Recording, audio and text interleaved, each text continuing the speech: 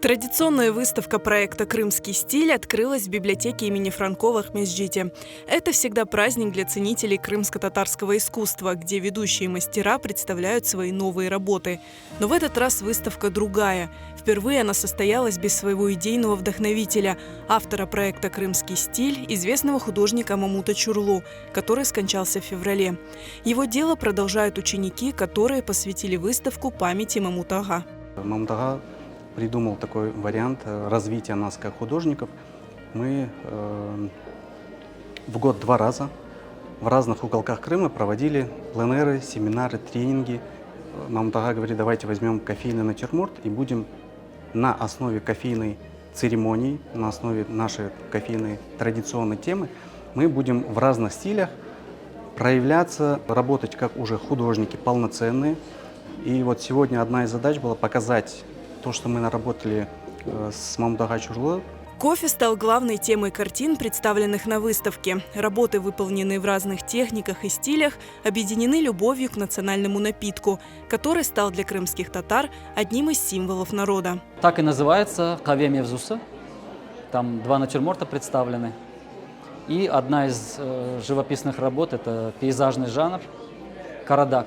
Мамут Уджа готовился, очень так настроен был с энтузиазмом к этой теме. Нас заразил, учеников своих.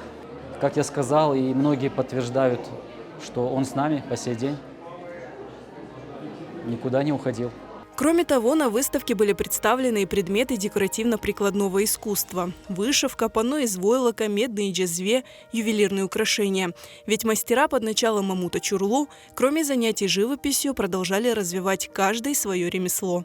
Декоративное орнаментальное панно «Хырхэвден хырхпарча».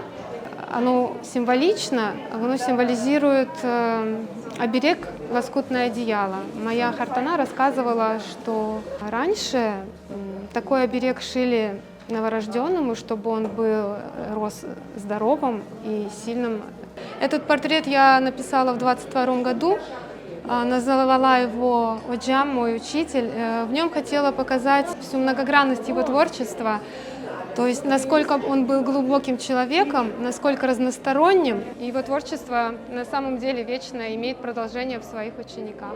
Выставки проекта «Крымский стиль» всегда вызывают широкий интерес. Но сегодня поклонники творчества крымско-татарских мастеров пришли еще и для того, чтобы поддержать их и убедиться, что дело Мамута Чурлу живет. Прям до слез. Как будто бы он, вот, передо мной эта картина. Он со своими учениками. Они приезжали на пленэр, и я показывала им село.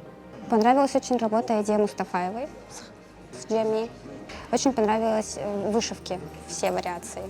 Очень понравилось, но возникла такая мысль, задумалась о том, кто теперь будет собирать пленэры, собирать молодежь, организовывать, заниматься организацией этого всего.